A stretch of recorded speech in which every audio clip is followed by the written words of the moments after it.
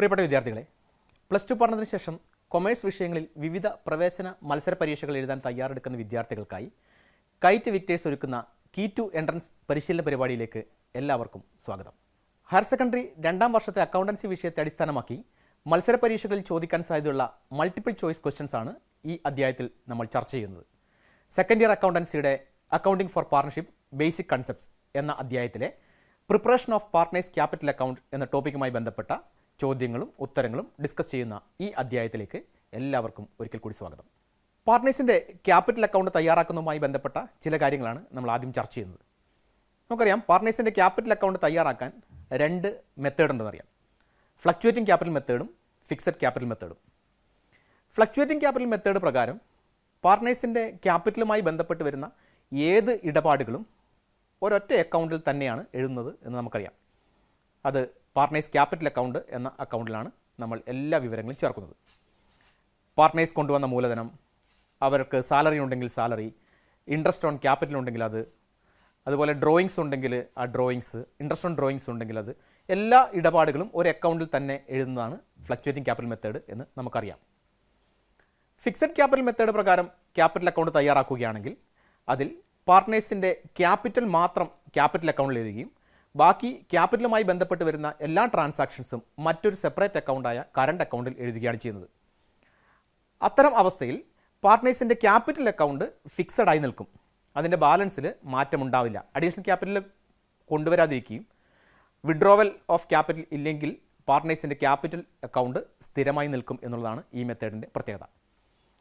പാർട്ട്നേഴ്സിൻ്റെ ക്യാപിറ്റലുമായി ബന്ധപ്പെട്ട് വരുന്ന partners salary, partners commission, interest on partners capital, interest on drawings മുതലായ വിവരങ്ങൾ ഒക്കെ പാർട്ട്നേഴ്സ് കറണ്ട് അക്കൗണ്ട് എന്നൊരു സെപ്പറേറ്റ് അക്കൗണ്ട് വരച്ച് അതിലെഴുതുകയാണ് ചെയ്യുന്നത്. അപ്പോൾ ഈ മെത്തേഡ് പ്രകാരം ക്യാപിറ്റൽ ബാലൻസ് ക്യാപിറ്റൽ അക്കൗണ്ടിൽ സ്ഥിരമായി നിൽക്കുകയും കറണ്ട് അക്കൗണ്ടിലെ ബാലൻസ് മാറ്റമുണ്ടാകുകയും ചെയ്യുന്നു. ഈ രണ്ട് മെത്തേഡ് അനുസരിച്ചാണ് നമ്മൾ പാർട്ട്നേഴ്സിൻ്റെ ക്യാപിറ്റൽ അക്കൗണ്ട് തയ്യാറാക്കുന്നത് എന്ന് നമുക്കറിയാം.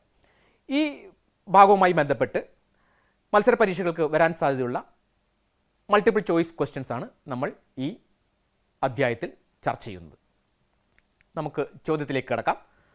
ആദ്യത്തെ ചോദ്യം, what is the primary purpose of maintaining a partners capital account?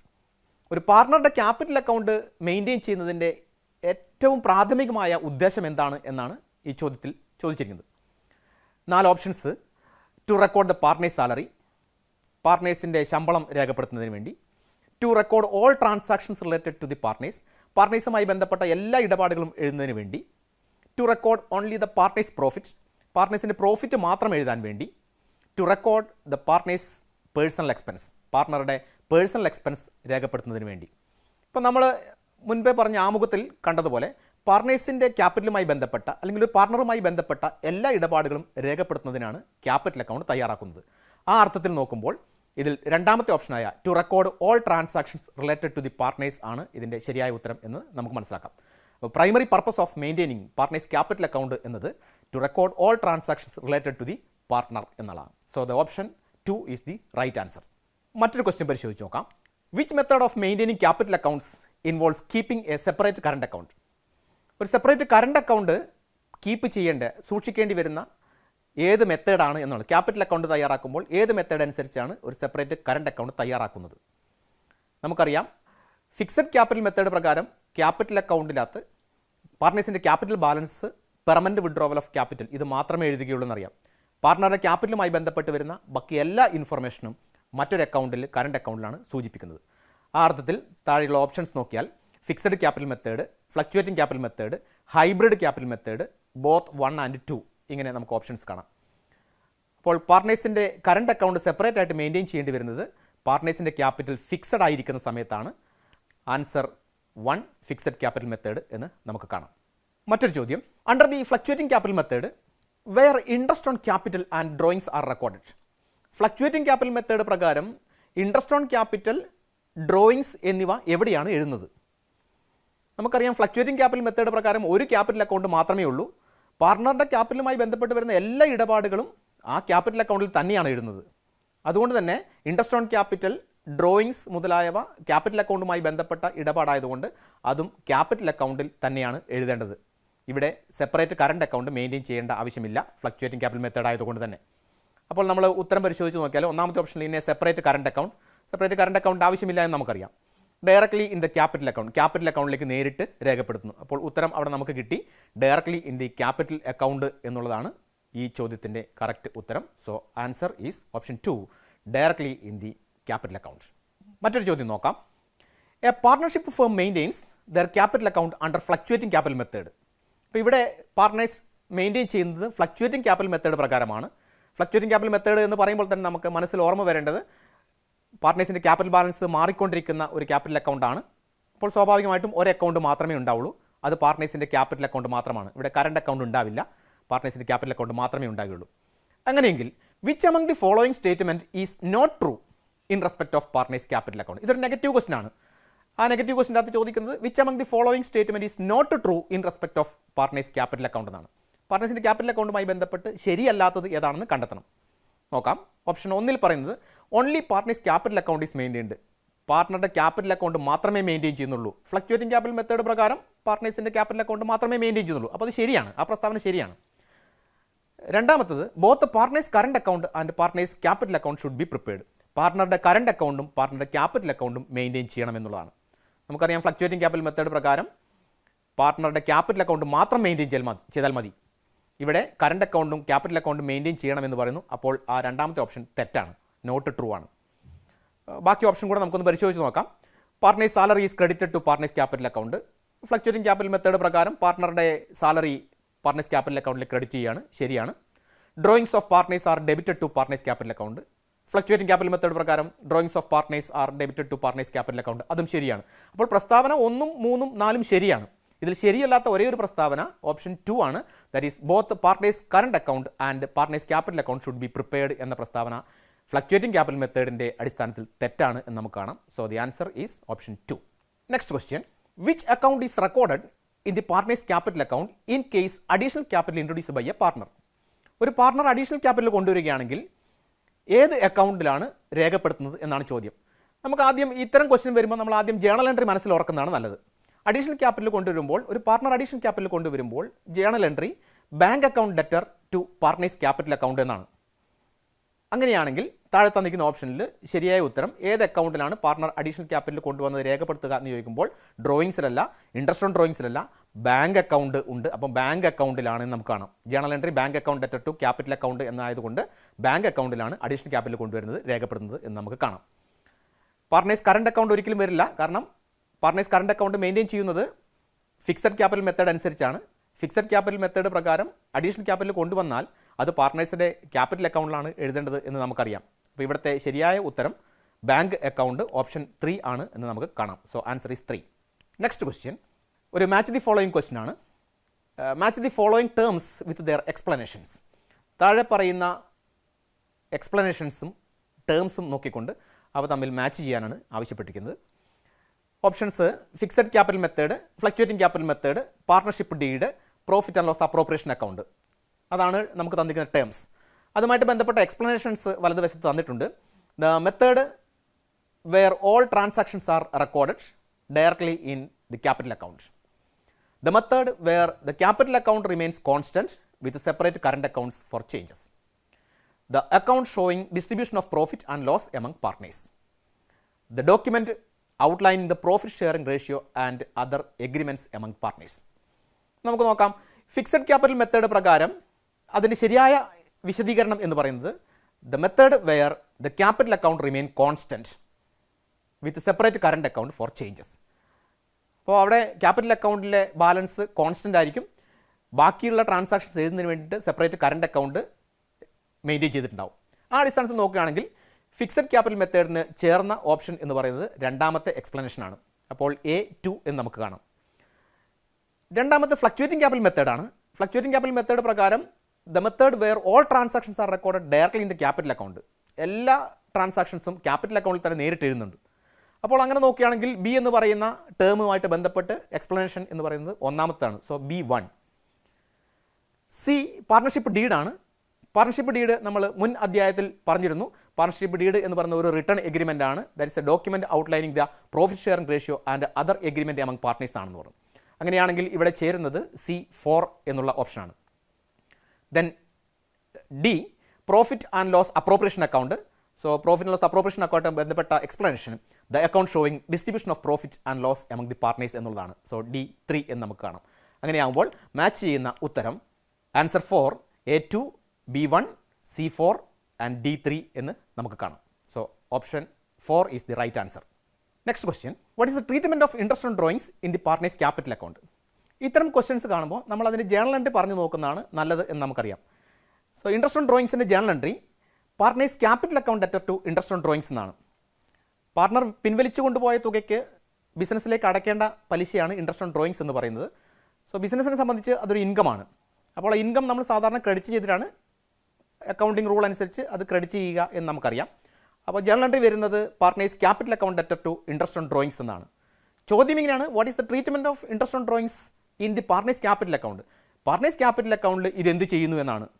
Journal entry പറഞ്ഞു നോക്കിയാൽ partners capital account debtor to interest on drawings എന്നായതുകൊണ്ട് പാർട്ട്നേഴ്സ് ക്യാപിറ്റൽ അക്കൗണ്ട് ഡെബിറ്റ് ചെയ്തതായിട്ട് നമുക്ക് കാണാം. So the answer is 2, interest is debited to the partners capital account. It is debited. Next question, which method of maintaining capital account is preferred if there is no specific instructions?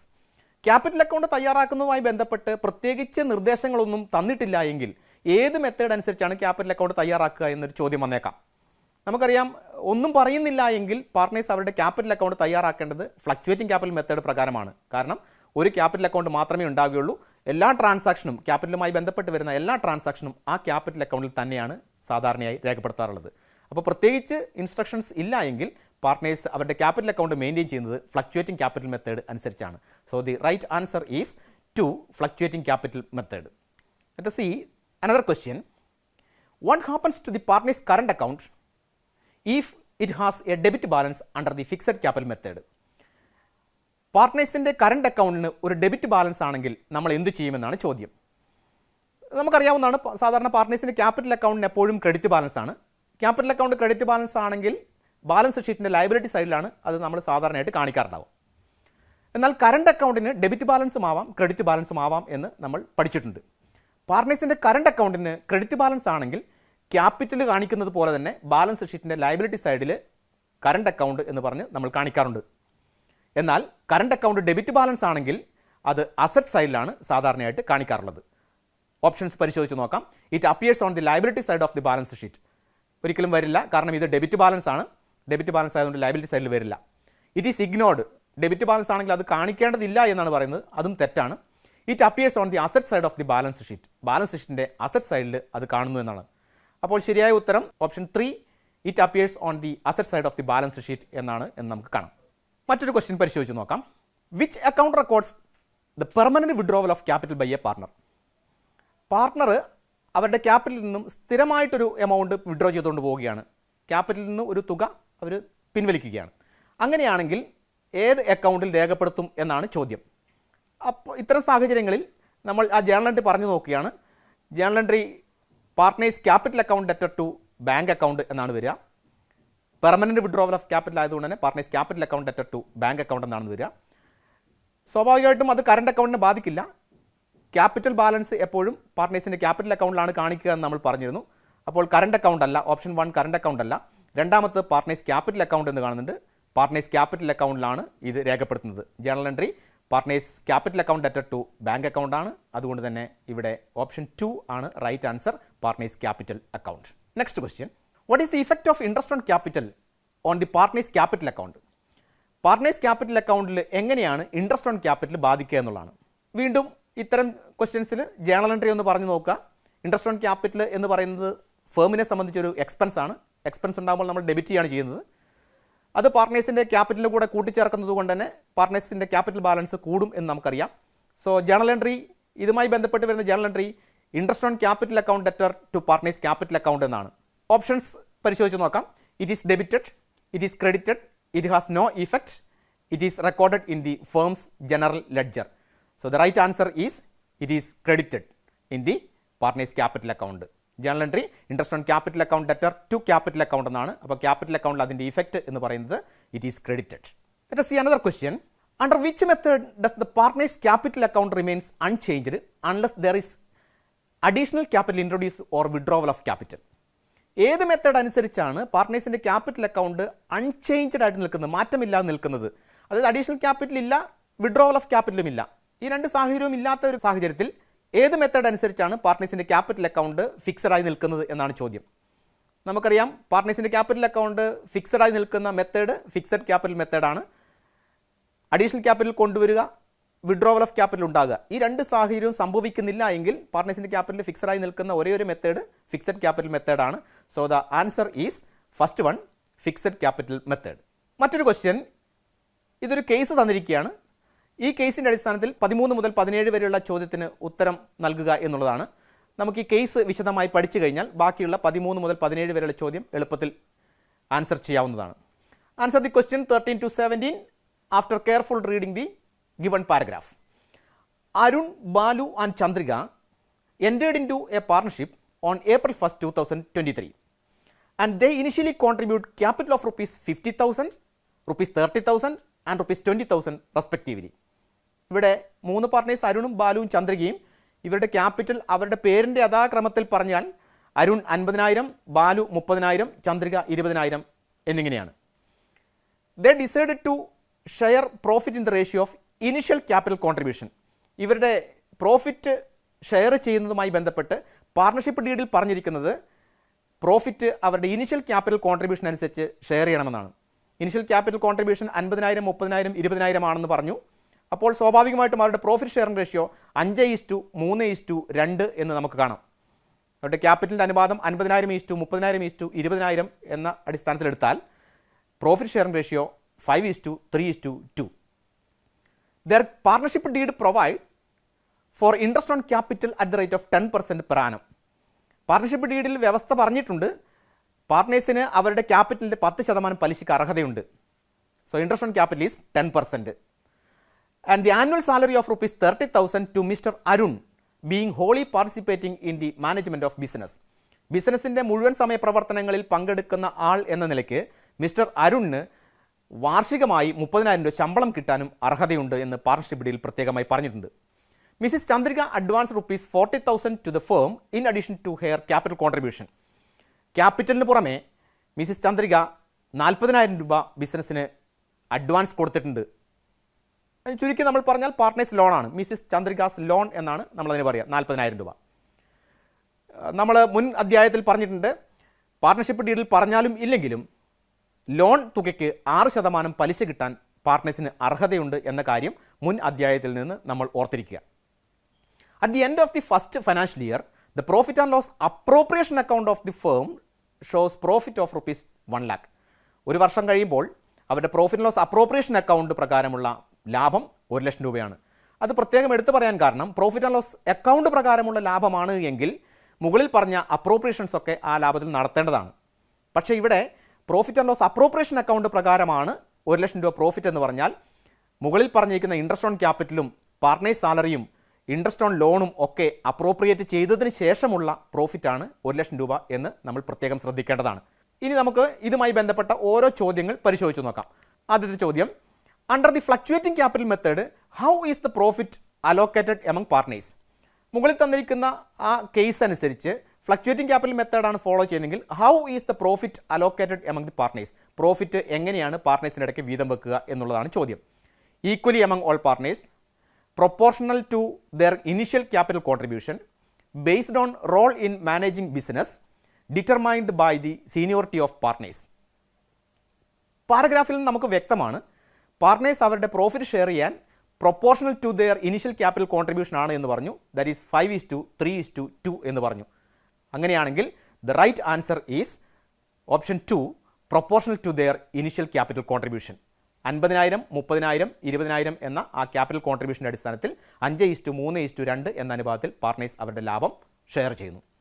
പാരഗ്രാഫുമായി ബന്ധപ്പെട്ട് അടുത്ത question, ആ paragraph നിങ്ങൾക്ക് വീണ്ടും കാണാം. ആ പാരഗ്രാഫിൽ പറയുന്ന അടുത്ത question എന്താണെന്ന് നമുക്ക് നോക്കാം. The profit sharing ratio is. So based on the above paragraph what is the profit sharing ratio? നമ്മൾ പറഞ്ഞിരുന്നു ഇനീഷ്യൽ ക്യാപിറ്റൽ കോൺട്രിബ്യൂഷൻ അനുസരിച്ചാണ് അവർ പ്രോഫിറ്റ് ഷെയർ ചെയ്യുന്നത്.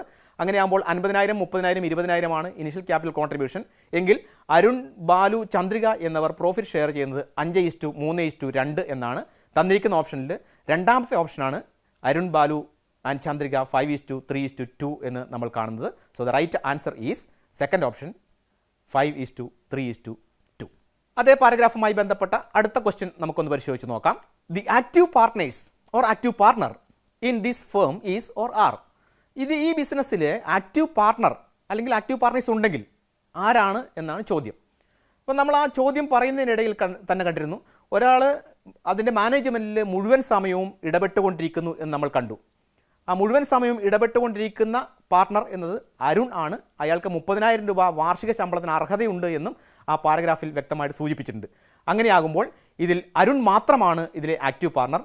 എല്ലാ പാർട്ട്നേഴ്സും ആക്റ്റീവ് പാർട്ട്ണർ ആണെന്ന് പറയാൻ കഴിയില്ല. കാരണം അരുൺ അതിൻ്റെ മാനേജ്മെൻറ്റിൽ മുഴുവൻ സമയം പങ്കാളിയായതുകൊണ്ടാണ് അയാൾക്ക് 30,000 രൂപ ശമ്പളം കൊടുക്കാൻ പാർട്ട്നേഴ്സ് അവരുടെ partnership ഡീഡിൽ സമ്മതിച്ചിട്ടുള്ളത്.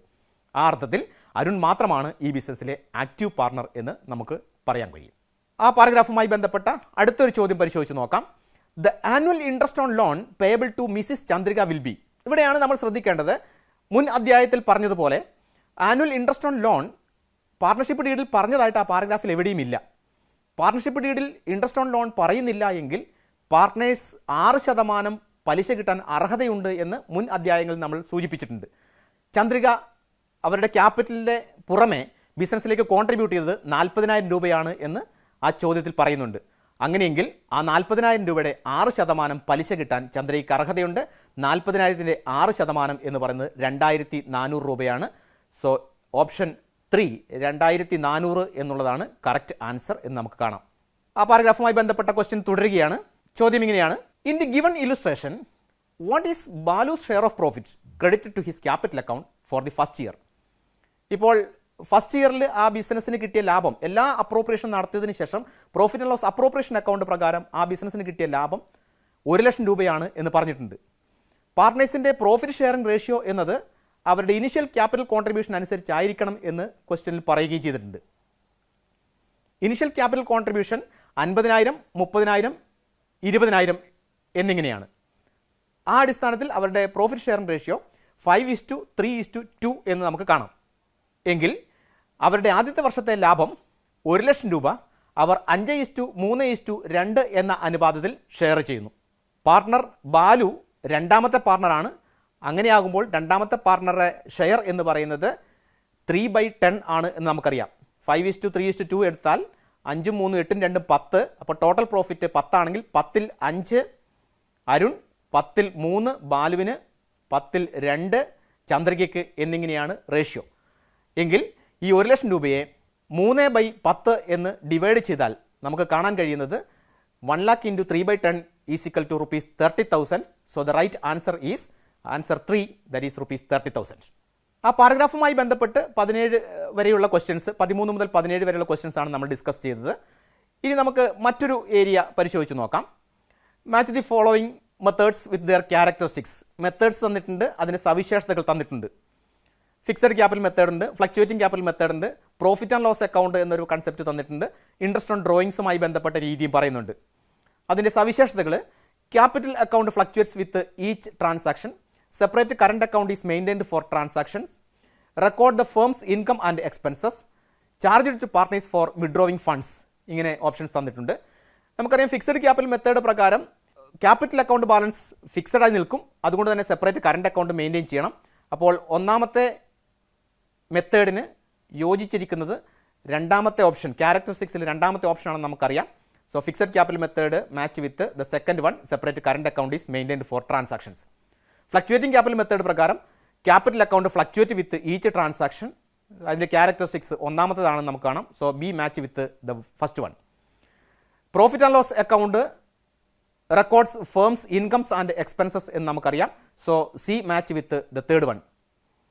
Interest on drawings charge to partners for withdrawing funds. So D match with option 4. So the right answer is the fourth one, A2, B1, C3 and D4. രണ്ടാം വർഷത്തിലെ അക്കൗണ്ടൻസിയുടെ ആദ്യ പാഠഭാഗമായ accounting for partnership basic concept എന്ന അധ്യായത്തിലെ preparation of partners capital account എന്ന ഭാഗവുമായി ബന്ധപ്പെട്ടിട്ടുള്ള മൾട്ടിപ്പിൾ ചോയ്സ് ക്വസ്റ്റ്യൻസ് ആണ് ഈ അധ്യായത്തിൽ നമ്മൾ പരിശോധിച്ചത്. ഇത്തരത്തിലുള്ള multiple choice questions, match the options questions, negative questions, multiple level questions എന്നിവ മത്സര പരീക്ഷകളിൽ ചോദിക്കാവുന്നതാണ്. പാഠഭാഗങ്ങൾ കൂടുതൽ വിശദമായി നിരീക്ഷിച്ച ശേഷം ഇത്തരത്തിലുള്ള കൂടുതൽ ചോദ്യങ്ങൾ ചെയ്ത് പരീക്ഷകൾക്ക് തയ്യാറാകുക. മറ്റൊരു അധ്യായത്തിൽ വീണ്ടും കാണാം. നന്ദി.